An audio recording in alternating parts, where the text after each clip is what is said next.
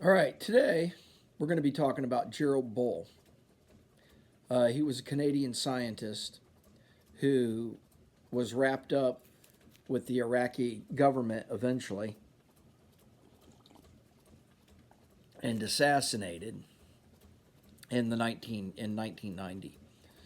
Um, Gerald Bull was a Canadian scientist who went to work for the United States government. He was born in the 1920s, so he was around during World War II, and he worked in the space program whenever it was um,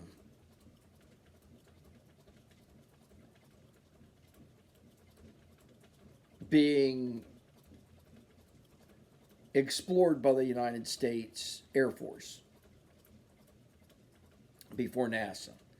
So his whole deal was artillery, and he ended up developing something called the Martlet II, and he was going to fire uh, artillery powered, so guns that could shoot satellites into space.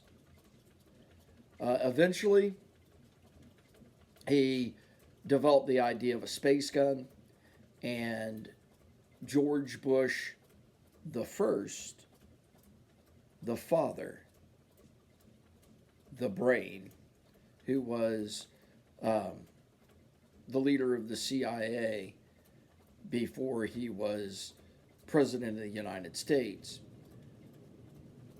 brokered a deal where Gerald Bull went to work for Saddam Hussein, which is why whenever we invaded Iraq, the United States military was concerned about Iraqi artillery because Gerald Bull had made it arguably the best. Okay, so in take a look at my notes.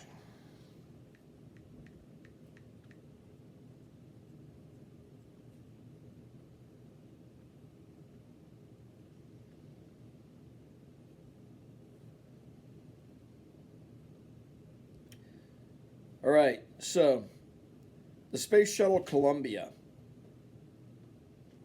um, exploded in 2003 in February 1st, 2003. It exploded over Texas, and that has not been explained. So, using what I know from originally, I heard the story on Tales of the Gun on the History Channel about Gerald Bull and his experiments and where those experiments ended up, which was in Iraq. And supposedly, he had finished what was rebranded as Project Babylon, which was a space gun, which was capable of shooting what he called martlets, which would have been uh, artillery shells designed to hold a payload, and shoot that into space for satellites and such. Now, they were also capable of carrying whatever, an explosive payload, a chemical attack, biological attack. Use your imagination. Could carry whatever. Put a gerbil in it, fire it across the world. So supposedly this thing had been finished, and he was assassinated in 1990.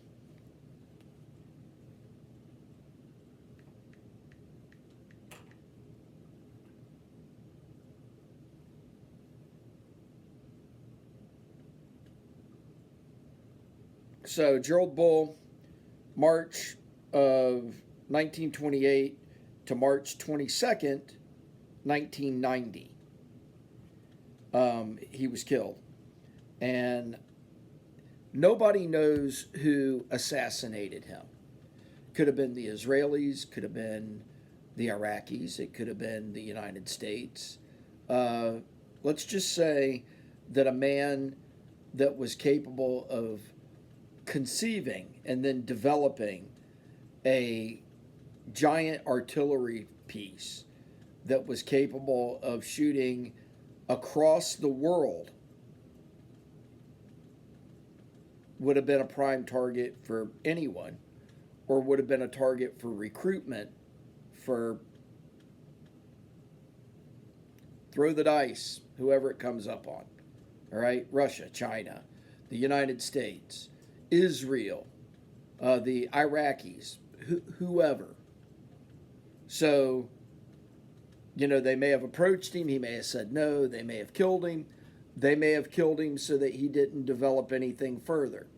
However, by 2003, my wild speculation, and there is some proof, was that he had developed the plans and this gun had been developed and had been made.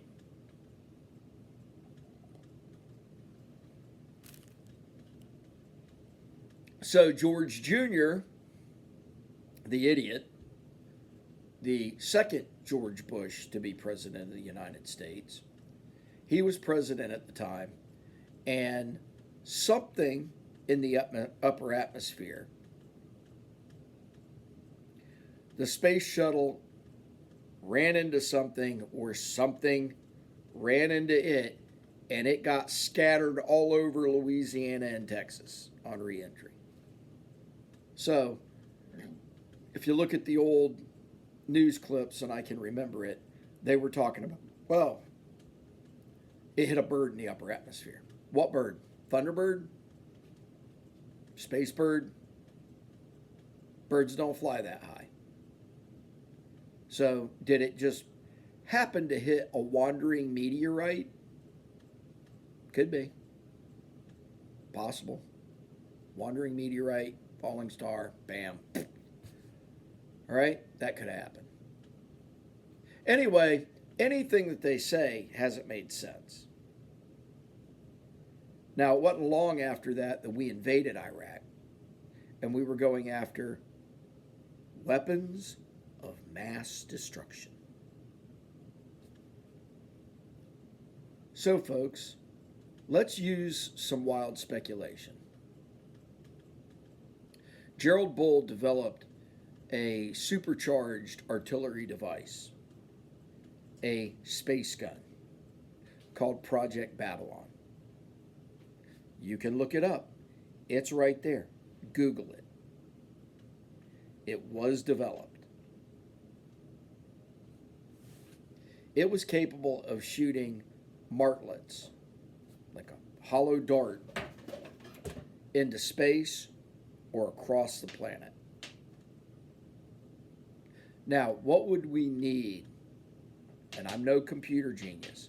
And if you are a computer genius, you tell me what we would need and whether or not it was possible in 2003.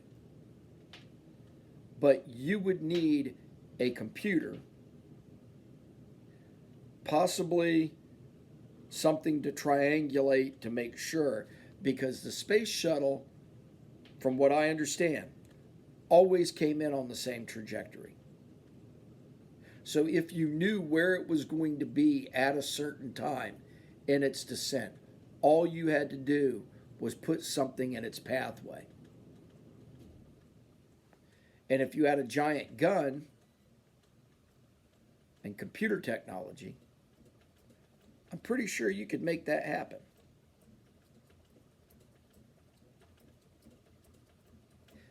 And then George Bush says that they have weapons of mass destruction. So everybody's thinking that, that's nuclear weapons or a rocket program, right? And when we get there, they don't have rockets and they don't have nukes. So that's the proof that there were no weapons of mass destruction. nobody thought to ask in the general public, what about Project Babylon? Now, I did. I asked my uncle, who in previous videos I've introduced as a 32nd degree Mason, 33rd degree Mason, who had a spooky background with the United States government. And he got this grin on his face. And he was like, well, that's a really interesting theory. And then my speculation is that he checked into it because he told people like my mom. My mom found out about my theory from him. And he was saying that, it happened. So he may have dug into it because whenever he was telling the story, it wasn't wild speculation. He was telling it as if it was fact. With me, it's my own theory, and it's wild speculation. But there is a man in history named Gerald Bull, Canadian engineer, who was an artillery specialist, who was developing a space gun for the United States government. And that got scrapped whenever the Nazi scientists came over, and they were whitewashed with Project Paperclip. And Wernher von Braun was given NASA and the space program to get us to the moon. And the space gun project was scrapped by the United States government. And since Saddam Hussein was originally George Bush's dog, and he had him on a chain, he gives him this Canadian scientist to develop what was rebranded as Project Babylon, to develop a giant gun that was capable of shooting anything, anywhere around the planet, and also into space, which I believe they did. And then the space shuttle blows up over Texas and Louisiana and is scattered everywhere, and we get ridiculous explanations. It was a bird in the upper atmosphere. When apparently Iraq at that time had the ability to shoot it out of the sky. I encourage you to go ahead and, pick up your phone. Wikipedia has Gerald Bull, and you can dig deeper into that and do your own research and find out just how crazy I am. My contention is that Iraq did have weapons of mass destruction. And those weapons were not nuclear in nature. And those weapons were not rocket powered. It was a giant gun called Project Babylon that was developed by an engineer of Canadian birth named Gerald Bull, who was assassinated in 1990 by an unknown entity because of what he knew and what he developed. You want an unsolved mystery? Take a look at what destroyed the space shuttle. Take a look at the possibility of whether there was unconventional weapons of mass destruction.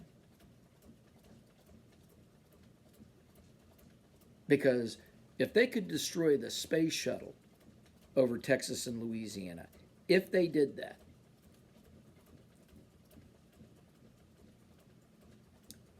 they could destroy a mini mall in the middle of mainstream America somewhere. In the Midwest, in Florida, in the Tennessee River Valley.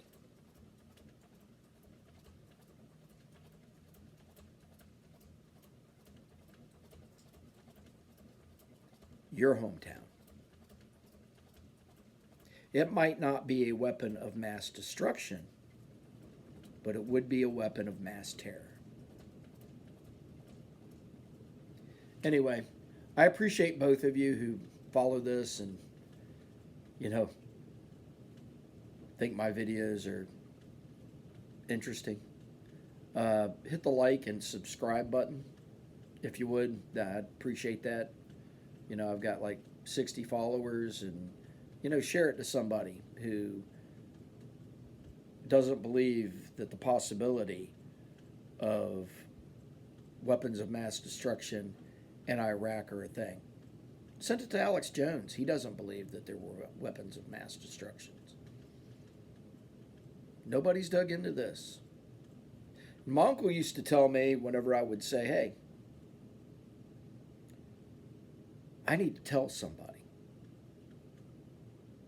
And he'd smile at me and say, who are you going to tell? Tell whoever you want. They'll just think you're crazy. But with the internet, you can look up and see that what I'm telling you is at least potentially true. You have a great day, and I'll see one or both of you on the next Wild Speculation.